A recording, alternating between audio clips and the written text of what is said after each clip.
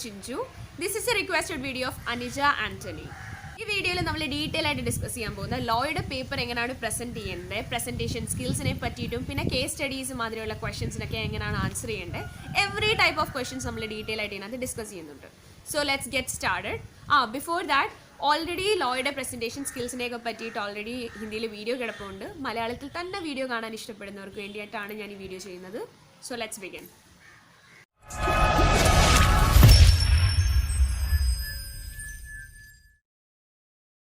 First of all ലോയുടെ കാര്യം പറയുകയാണെങ്കിൽ 2 types of questions ആണ് മെയിനായിട്ട് ചോദിക്കുന്നത്. One is direct theoretical questions. Direct ആയിട്ട് തിയറി ക്വസ്റ്റ്യൻസ് ചോദിക്കും. ഫോർ എക്സാമ്പിൾ കമ്പനീസ് ആക്ടിൻ്റെ കേസ് പറയുവാണെങ്കിൽ കമ്പനീസ് ആക്ടിനകത്ത് കമ്പനിയുടെ ഫീച്ചേഴ്സ് എന്തൊക്കെയാണെന്നും പറഞ്ഞൊരു ക്വസ്റ്റ്യൻ ഡയറക്റ്റ്ലി വരുവാണെങ്കിൽ that is a direct theory questions. അങ്ങനത്തെ ഒരു ക്വസ്റ്റ്യനിൽ നമ്മൾ ആൻസർ ചെയ്യേണ്ടതെന്ന് വെച്ച് കഴിഞ്ഞാൽ സപ്പോസ് ഫീച്ചേഴ്സ് ഓഫ് എ കമ്പനിയാണ് ക്വസ്റ്റ്യൻ എങ്കിൽ എന്തൊക്കെ ആൻസേഴ്സ് വരാം? കോമൺ സീലിനെ പറ്റിയിട്ട് പറയാം, കമ്പനിയുടെ ഷെയർസ് ട്രാൻസ്ഫർ ചെയ്യുന്ന ട്രാൻസ്ഫറബിലിറ്റി ഓഫ് ഷെയർസിനെ പറ്റിയിട്ട് പറയാം, കമ്പനി ഒരു സെപ്പറേറ്റ് ലീഗൽ എൻറ്റിറ്റി ആണെന്ന് പറയാം. അങ്ങനെ 5-6 പോയിന്റ്സ് കാണും.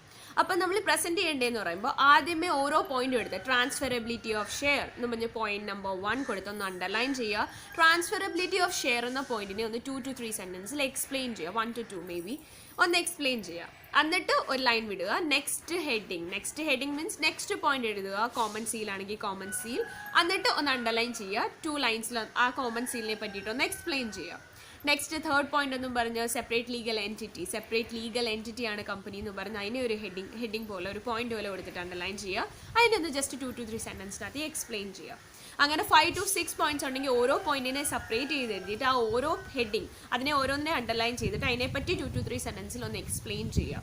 അപ്പോൾ ഡയറക്റ്റ് ആയിട്ട് തിയററ്റിക്കൽ ക്വസ്റ്റ്യൻസ് ചോദിച്ചു കഴിഞ്ഞാൽ ഇങ്ങനെയാണ് നമ്മൾ പ്രസന്റ് ചെയ്യേണ്ടത്. First thing. ഇനി സെക്കൻഡ് ടൈപ്പ് ഓഫ് ക്വസ്റ്റ്യൻസ് എന്ന് പറയുമ്പോൾ അനലിറ്റിക്കൽ ക്വസ്റ്റ്യൻസ് ആണ്. അനലിറ്റിക്കൽ ക്വസ്റ്റ്യൻസ് എന്നും പറയാം, അല്ലെങ്കിൽ കേസ് സ്റ്റഡി ടൈപ്പ് ക്വസ്റ്റ്യൻസ് എന്നും പറയാം. അങ്ങനത്തെ ക്വസ്റ്റ്യനിൽ നമ്മളോട് ചോദിക്കപ്പെടുന്നത് എന്താണ്? മെയിനായിട്ട് നമുക്കൊരു സിറ്റുവേഷൻ തരും, എന്നിട്ട് പറയും ഈ സിറ്റുവേഷൻ നല്ല രീതിയിൽ അനലൈസ് ചെയ്തിട്ട് എന്താണ് ചെയ്യേണ്ടത് അല്ലെങ്കിൽ അവിടെ വരുന്ന ആക്ഷൻ എന്താണെന്ന് നമ്മളൊരു ചോദിക്കും. ഒരു എക്സാമ്പിളിലൂടെ പറഞ്ഞുതരാം, അപ്പോൾ കൂടുതലായിട്ട് നിങ്ങൾക്ക് മനസ്സിലാവുമായിരിക്കും. ഫോർ എക്സാമ്പിൾ ഒരു സിറ്റുവേഷൻ, ഒരു പ്രൈവറ്റ് കമ്പനി ABC ലിമിറ്റഡ് എന്നും പറഞ്ഞിട്ടുള്ള ഒരു പ്രൈവറ്റ് കമ്പനിയാണെന്ന് വെച്ചോ. അതിനകത്ത് മൊത്തത്തിൽ 5 മെമ്പേഴ്സേ ഉള്ളായിരുന്നു. ഈ 5 മെമ്പേഴ്സൂടെ കൂടിയിട്ട് ഒരു ഹോളിഡേക്ക് പോയി, എവിടെയെങ്കിലും പോയി. പക്ഷേ ആ പോകുന്ന വഴിക്ക് ഒരു കാർ ആക്സിഡൻറ്റ് പറ്റിയിട്ട് ഈ 5 പേര് മരിച്ചുപോയി. ഈ 5 പേരും മരിച്ചു എന്ന് വെച്ചോ. അപ്പോൾ അങ്ങനത്തെ ഒരു സിറ്റുവേഷനിൽ എന്താ പറ്റുന്നത്? മെമ്പേഴ്സ് എല്ലാവരും മരിച്ചുപോയി, ഈ കമ്പനി ഓണറില്ലാതാകുമ്പോൾ ഇങ്ങനത്തെ ഒരു സിറ്റുവേഷനിൽ ഈ കമ്പനിയെ ഡിസോൾവ് ചെയ്യണം. ഡിസോൾവ് ചെയ്യാന്ന് വെച്ച് കഴിഞ്ഞാൽ എന്താണ്? അടച്ചുപൂട്ടുക. കമ്പനി അടച്ചുപൂട്ടേണ്ട അവസ്ഥ വരുമോ എന്നാണ് ക്വസ്റ്റ്യൻ. നമ്മുടെ മുന്നിൽ എന്താണ് വെച്ചേക്കുന്ന ഒരു സിറ്റുവേഷൻ തന്നേക്കും. എന്നിട്ട് നമ്മളോട് പറഞ്ഞു ഇത് പ്രോപ്പറായിട്ട് അനലൈസ് ചെയ്ത് നിങ്ങളുടെ ആൻസർ എന്താണെന്ന് പറഞ്ഞു തരാനാണ് പറഞ്ഞേക്കുന്നത്. അതാണ് ക്വസ്റ്റ്യൻ. ഓക്കെ, ഇങ്ങനത്തെ ഒരു ക്വസ്റ്റ്യൻ ഒരു മെജോറിറ്റി ഇന്റർ ലെവൽ ആണെങ്കിലും ഫൈനൽ ലെവൽ ആണെങ്കിലും it could be like CA, CMA or CS or any other competitive exam, law പോലത്തെ ഉള്ള ഒരു പേപ്പറിൽ എങ്ങനെയാണ് പ്രസന്റ് ചെയ്യേണ്ടതെന്നാണ് ഞാൻ പറയുന്നത്. ഇങ്ങനത്തെ ടൈപ്പ് ഓഫ് ഉള്ള ഒരു ക്വസ്റ്റ്യനിൽ നമ്മൾ ആൻസർ ചെയ്യേണ്ടതെന്ന് പറയുമ്പോൾ 4 പാരഗ്രാഫ് ആയിട്ടാണ്. First para, second, third and fourth. First പാരഗ്രാഫിനകത്ത് നമ്മൾ ചെയ്യാൻ പോകുന്ന ഫാക്ട്സ് ഓഫ് ദ കേസ് എന്ന് പറഞ്ഞ് നമുക്ക് തന്നേക്കുന്ന ആ സിറ്റുവേഷൻ എഴുതുക. അതായത് നമുക്ക് തന്നേക്കുന്ന ക്വസ്റ്റ്യൻ എഴുതുക. ക്വസ്റ്റ്യനിലുള്ള കാര്യങ്ങൾ മനസ്സിലാക്കിയിട്ട് നമ്മുടെ വേർഡ്സിലോ ക്വസ്റ്റ്യന് അതുപോലെ കോപ്പടിച്ച് വെക്കല്. നമ്മുടെ വേർഡ്സിൽ മാക്സിമം ഒരു 2 to 3 സെന്റൻസിനകത്തിൽ ഫാക്ട് ഓഫ് ദ കേസ് എന്ന് പറഞ്ഞാൽ ക്വസ്റ്റ്യനിൽ എന്താണ് പറഞ്ഞേക്കുന്നതെന്ന് ക്ലിയർ ആയിട്ട് എഴുതുക. അപ്പോൾ ഒരു examiners they are really genius. അതുകൊണ്ടാണ് അവർ എക്സാമിനറായിട്ടിരിക്കുന്നത്. നമുക്കൊരു കാര്യം ഒരു ക്വസ്റ്റ്യൻ്റെ ആൻസർ അറിയത്തില്ലെന്നും പറഞ്ഞ് അവരെ പറ്റിക്കാമെന്നും പറഞ്ഞ് അറിയാവുന്ന കാര്യങ്ങളെല്ലാം കൂടെ കുഴച്ച് വരി എഴുതി വെക്കല്. അത് നെഗറ്റീവ് ഇംപ്രഷനാണ്. അങ്ങനെ ചെയ്യരുത്. They are brilliant. അതുകൊണ്ടാണ് അവർ അങ്ങനത്തെ ഒരു പോസ്റ്റിലിരിക്കുന്നത്. അപ്പം ഡെഫിനറ്റ്ലി ആ എക്സാം ചെക്ക് ചെയ്യാൻ പോകുന്ന ആൾക്കാരെ സംബന്ധിച്ച് അവർ ഓരോ കാര്യം കീനായിട്ട് ഒബ്സർവ് ചെയ്യും. ആ ഒരു ബോധം നമുക്കുണ്ടായിരിക്കണം. നമ്മൾ പറ്റിക്കാൻ നോക്കരുത്. നമുക്കറിയാവുന്ന കാര്യം ക്ലിയർ ആൻഡ് ക്രിസ്റ്റൽ ക്ലിയർ ആയിട്ട് എഴുതി വെക്കുക. ഓക്കെ, അപ്പോൾ ഫസ്റ്റ് പാരഗ്രാഫ് വായിക്കുമ്പോൾ തന്നെ അവർക്ക് മനസ്സിലാവും ഓക്കെ ഈ സ്റ്റുഡൻറ്റിന് അല്ലെങ്കിൽ ഈ കുട്ടിക്ക് ക്ലിയർ ആയിട്ട് ക്വസ്റ്റ്യൻ മനസ്സിലായിട്ടുണ്ട്. ഇനി മുന്നോട്ട് നോക്കാം. അപ്പോൾ സെക്കൻഡ് പാരഗ്രാഫിൽ നമ്മൾ എന്താ എഴുതാൻ പോകുന്നത്? Provisions of the companies act പ്രകാരം ഈ സിറ്റുവേഷൻസിൽ ഈ പർട്ടിക്കുലർ നമുക്ക് തന്ന സിറ്റുവേഷനിൽ ആപ്ലിക്കബിൾ ആവുന്ന പ്രൊവിഷൻസ് എന്തൊക്കെയാണ്, ആ പ്രൊവിഷൻസ് അല്ലെങ്കിൽ അവിടെ ആപ്ലിക്കബിൾ ആവുന്ന റൂൾസ് എന്തൊക്കെയാണെന്ന് ക്ലിയർ ആയിട്ട് എഴുതി വെക്കുക. അപ്പോൾ ശരിക്കും നമ്മുടെ കഴിവെന്ന് പറയുമ്പോൾ ഈ സെക്കൻഡ് ആൻഡ് തേർഡ് പാരഗ്രാഫിലാണ് ഇരിക്കുന്നത്. ഇതിനനുസരിച്ചാണ് കൂടുതൽ മാർക്ക് വീഴുന്നത്. സോ ഡെഫിനറ്റ്ലി അത് ശ്രദ്ധിച്ചെഴുതണം. പ്രൊവിഷൻസിനകത്തിൽ ഈ കമ്പനീസ് ആക്ട് പഠിച്ച് നമുക്ക് നല്ല കൃത്യമായിട്ട് അറിയണം. അതിനകത്ത് ഈ സിറ്റുവേഷനിൽ ആപ്ലിക്കബിൾ ആയിട്ടുള്ള പ്രൊവിഷൻസ് ഏതാണെന്ന് ഐഡന്റിഫൈ ചെയ്ത് നല്ല ക്രിസ്റ്റൽ ക്ലിയർ ആയിട്ട് നല്ലപോലെ പ്രസൻറ്റ് ചെയ്യുക, നല്ലപോലെ പോയിന്റ് ബൈ പോയിന്റ് ആയിട്ട് എഴുതി വെക്കുക. അപ്പോൾ അവിടെ ആപ്ലിക്കബിൾ ആവുന്ന സെക്ഷൻസ് ഏതൊക്കെയാണ് എന്ന് കൃത്യമായിട്ട് അറിയാമെങ്കിൽ it's far better to code the sections. നമുക്ക് ആ സെക്ഷൻസ് അറിയാമെങ്കിൽ ഉറപ്പുണ്ടെങ്കിൽ, അഗെയിൻ 100% ഉറപ്പുണ്ടെങ്കിൽ മാത്രമേ സെക്ഷൻസ് കോട്ട് ചെയ്യാൻ പോകാവൂ. ഉറപ്പില്ലാത്ത കാര്യം എഴുതില്ല. സപ്പോസ് എനിക്ക് ഒരു ഡൗട്ട് ഉണ്ട്, ഓക്കെ സെക്ഷൻ 7 ആണോ സെക്ഷൻ 9 ആണോ എന്ന് എനിക്ക് ക്ലിയർ ആയിട്ട് അറിയത്തില്ലെങ്കിൽ അങ്ങനത്തെ ഒരു സിറ്റുവേഷൻസിൽ ഓക്കെ സെക്ഷൻ 7 ആയിരിക്കും എന്ന് വന്ന് എഴുതി വെക്കല്. കാരണം സെക്ഷൻ 7 എഴുതി വെച്ചിട്ട് അത് തെറ്റാണെങ്കിൽ അതിൻ്റെ അർത്ഥം എന്താണ്? സെക്ഷൻ 9 ആണ് അവിടുത്തെ ശരിക്കുള്ള ആൻസർ എങ്കിൽ നമ്മൾ തെറ്റായിട്ടുള്ള എഴുതി കഴിഞ്ഞാൽ അതിൻ്റെ അർത്ഥം എന്താണ്? സെക്ഷൻ 7 എന്തുവാന്നും അറിയത്തില്ല, സെക്ഷൻ 9 എന്തുവാന്നും അറിയത്തില്ല. അപ്പം നല്ല ഇംപ്രഷൻ്റെ പുറകെ പോയിട്ട് ഒരു നെഗറ്റീവ് ഇംപ്രഷൻ ക്രിയേറ്റ് ചെയ്യുന്നത് it could be suicidal. Don't do that. അങ്ങനെ ഒരു കാര്യം ഒരിക്കലും ചെയ്യില്ല. സെക്ഷൻ കോട്ട് ചെയ്യുകയാണെങ്കിൽ you should be 100% confident that it is right. അത് ഉറപ്പാണെന്ന് നിങ്ങൾക്ക് നല്ല ഗ്യാരണ്ടി ഉണ്ടെങ്കിലേ സെക്ഷൻസ് കോട്ട് ചെയ്യാവൂ. ഉറപ്പുണ്ടെങ്കിൽ തീർച്ചയായിട്ടും സെക്ഷൻ എഴുതണം. കാരണം ആയിരക്കണക്കിന് പേപ്പേഴ്സാണ് എക്സാമിനേഴ്സിൻ്റെ മുന്നിൽ വരുന്നത്, അവർക്ക് ചെക്ക് ചെയ്യാൻ വേണ്ടിയിട്ട് കിട്ടുന്നത്. അതിൽ നിങ്ങൾ കറക്റ്റ് ആയിട്ടുള്ള സെക്ഷൻസ് എഴുതി അണ്ടർലൈൻ ചെയ്ത് കറക്റ്റ് ആയിട്ടുള്ള കേസ് സ്റ്റഡീസ് ഒക്കെ എഴുതി കോട്ട് ചെയ്യുവാണെങ്കിൽ നല്ലൊരു ഇംപ്രഷനാണ്. നിങ്ങളുടെ answers out of the box ആയിട്ട് അപ്പിയർ ചെയ്യും. അതൊരു നല്ല ഓക്കെ ഫൈൻ, ഈ സ്റ്റുഡൻറ്റിന് ഓരോ കാര്യങ്ങളും വളരെ ക്ലിയർ ആയിട്ട് അറിയാം. അങ്ങനത്തെ ഒരു സിറ്റുവേഷനിൽ എക്സംഷൻ കിട്ടാനൊക്കെ നല്ല ചാൻസ് ഉണ്ട്. ഓക്കെ, അപ്പം സെക്ഷൻസ് അറിയാമെങ്കിൽ കറക്റ്റായിട്ട് ആ പ്രൊവിഷൻസിനകത്ത് ഇന്ന സെക്ഷനാണ് ആപ്ലിക്കബിൾ എന്ന് പറഞ്ഞ് ക്ലിയർ ആയിട്ട് മെൻഷൻ. അപ്പം നിങ്ങൾക്ക് നന്നായിട്ട് ഉറപ്പുണ്ടെങ്കിൽ ഇന്ന സെക്ഷനാണ് ക്ലിയർ ആയിട്ട് എഴുതുക. പിന്നെ കേസ് സ്റ്റഡി അവിടെ ഇപ്പം നമുക്ക് തന്ന സിറ്റുവേഷൻ എന്തായിരുന്നു? കമ്പനിയുടെ കേസാണ്, എല്ലാ മെമ്പേഴ്സും മരിച്ചു പോകുന്നൊരു സിറ്റുവേഷനാണ്. ഈ സിറ്റുവേഷനിൽ പ്രൊവിഷൻസ് എന്തിനൊക്കെ റിലേറ്റ് ചെയ്ത് വരാം? ഒന്ന് പെർപെച്വൽ സക്സഷൻ, അതായത് കമ്പനിക്ക് ഒരിക്കലും ഒരു അവസാനമില്ല. ലീഗലി നമ്മളതിനെ വൈൻഡപ്പ് ചെയ്യുന്നിടം വരെ കമ്പനി മരിക്കത്തില്ല. കമ്പനിയുടെ എല്ലാ മെമ്പേഴ്സും മരിച്ചു പോയാലും കമ്പനി ഇല്ലാണ്ടാവുന്നില്ല എന്നുള്ളൊരു കോൺസെപ്റ്റാണ് പെർപെച്വൽ സക്സഷൻ. അതിനൊരു അവസാനമില്ല. ഒന്നത്. Second thing is separate legal entity. Company മെമ്പേഴ്സിൽ നിന്ന് ഡിഫറെൻ്റ് ആണ്. ലീഗലി നിയമത്തിൻ്റെ കണ്ണിൽ കമ്പനി ഒരു ഡിഫറെൻറ്റ് പേഴ്സൺ ആണ്, ഒരു ഡിഫറെൻറ്റ് ലീഗൽ പേഴ്സൺ ആണ്. ഈ രണ്ട് പോയിന്റ് അല്ലെങ്കിൽ ഈ രണ്ട് ടേംസിന് റിലേറ്റഡ് ആയിട്ടുള്ള പ്രൊവിഷൻസ് ആണ് നമ്മൾ ഡീറ്റെയിൽ ആയിട്ട് എക്സ്പ്ലെയിൻ ചെയ്യേണ്ടത്. ഓരോ ക്വസ്റ്റ്യൻ അനുസരിച്ച് ആൻസേഴ്സ് മാറിക്കൊണ്ടിരിക്കും. ഞാൻ ജസ്റ്റ് ഒരു എക്സാമ്പിൾ സ്റ്റേറ്റ് ചെയ്യുന്നു എന്നേ ഉള്ളൂ. ഓക്കെ, പിന്നെ ആ സെക്ഷൻ അവിടെ ആപ്ലിക്കബിൾ ആയിട്ടുള്ള കറക്റ്റ് ആയിട്ടുള്ള സെക്ഷൻ ഏതാണെന്ന് ക്ലിയർ ആയിട്ട് അറിയാമെങ്കിൽ അത് കോട്ട് ചെയ്യുക. അത് കൂടാതെ കേസ് സ്റ്റഡി, അവിടെ ആപ്ലിക്കബിൾ ആവുന്ന കേസ് സ്റ്റഡി. ഫോർ എക്സാമ്പിൾ ഈ സിറ്റുവേഷനിൽ സാലമൻ വേഴ്സസ് സാലമൻ ആൻഡ് കമ്പനി എന്ന് പറഞ്ഞുള്ള കമ്പനി ലിമിറ്റഡ് എന്ന് പറഞ്ഞുള്ള കേസ് സ്റ്റഡി ഈ സിറ്റുവേഷനിൽ കറക്റ്റ് ആണ്. അങ്ങനെ നിങ്ങൾക്ക് ആപ്റ്റ് ആയിട്ടുള്ള ഒരു കേസ് സ്റ്റഡി അറിയാമെങ്കിൽ അതും കോട്ട് ചെയ്യുക.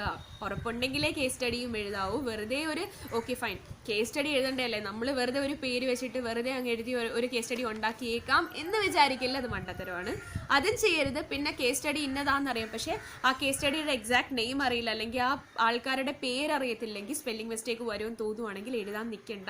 വെറുതെ ഇതിനെ നമ്മളായിട്ട് അറിഞ്ഞുകൊണ്ട് ഇതിനൊരു മിസ്റ്റേക്ക് എക്സാമിനറുടെ കണ്ണി കൊണ്ട് കൊടുക്കുന്നത് അതിൻ്റെ ആവശ്യമില്ല. So don't do that. ഉറപ്പുണ്ട് ക്ലിയർ ആയിട്ട് അറിയാമെങ്കിൽ കേസ് സ്റ്റഡി കോട്ട് ചെയ്യുന്നത് ഒബ്വിയസ്ലി ഒരു പ്ലസ് പോയിന്റ് ആണ്.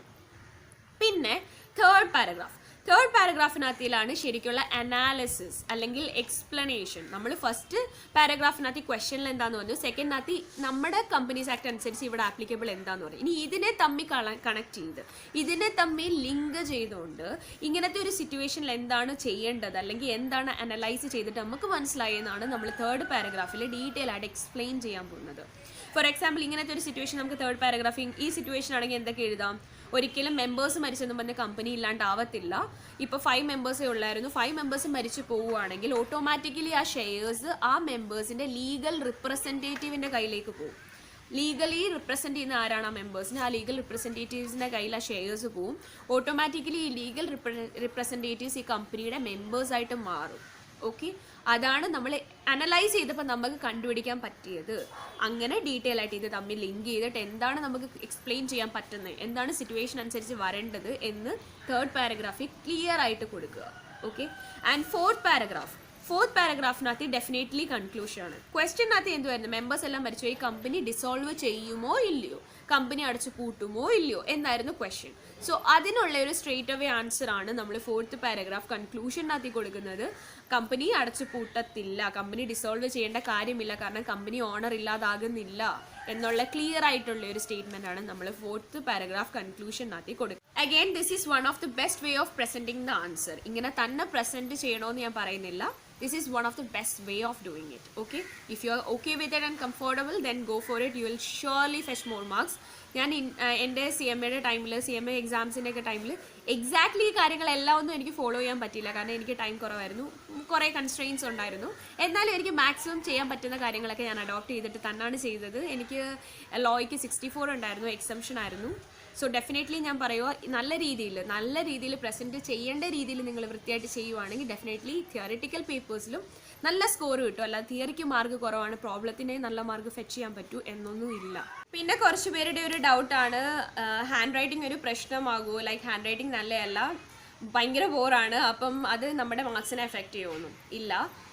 ഹാൻഡ് റൈറ്റിംഗ് നമ്മുടെ റീഡബിൾ ആയിരിക്കണം, ലെജിബിൾ ആയിരിക്കണം, കണ്ടാൽ വായിക്കാൻ പറ്റണം, എക്സാമിനറിന് അത് വായിച്ചെടുത്ത് മനസ്സിലാക്കാൻ പറ്റണമെന്നേ ഉള്ളൂ. അല്ലാതെ ഹാൻഡ് റൈറ്റിംഗ് ഭയങ്കര ബ്യൂട്ടിഫുൾ ആയിരിക്കണോ എന്നൊന്നുമില്ല.